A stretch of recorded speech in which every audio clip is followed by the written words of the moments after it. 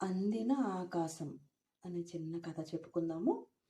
వెనకటికి ఒకానొక పెద్ద మనిషికి తమ దేశపు రాజుగారిని దర్శించుకోవాలన్న గొప్ప కోరిక కలిగింది.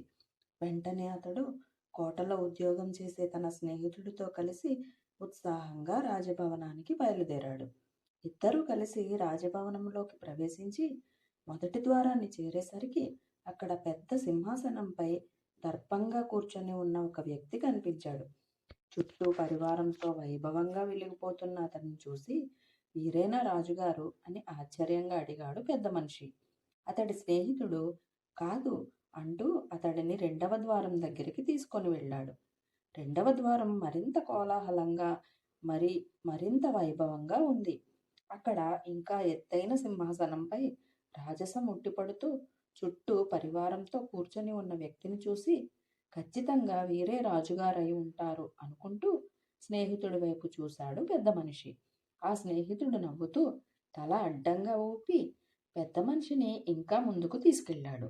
అలా ఒక్కొక్క ద్వారం దాటుతూ ఉంటే ఇంకా ఇంకా పెద్ద పెద్ద సింహాసనాలపై కూర్చొని దివ్య తేజస్సుతో వెలిగిపోతున్న వ్యక్తులను చూసి ఆశ్చర్యంగా వీరేనా రాజుగారు, వీరేనా రాజుగారు అని ఆత్రంగా స్నేహితుడిని అడగసాగాడు పెద్ద మనిషి.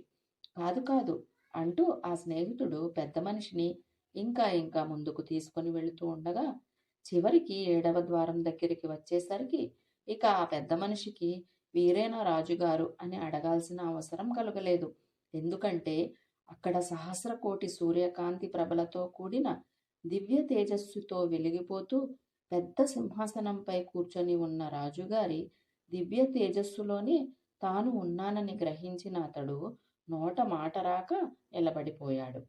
ధ్యాన సాధన మొదలుపెట్టిన తరువాత మనకు కూడా దివ్యచక్షు అనుభవాల రూపంలో అడుగడుగునా అద్భుతాలు కనబడుతూ మనల్ని కట్టిపడేస్తూ ఉంటాయి.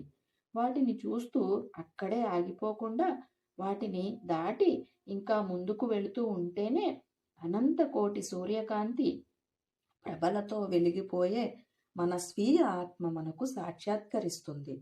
ఆకాశమే అందుకున్నంత ఆ అద్భుత పారవస్య స్థితిలో ఇంకా మనం ఆలోచించాల్సింది, మాట్లాడాల్సింది, మరి ఇంకా వెతకాల్సింది ఏమీ ఉండదు.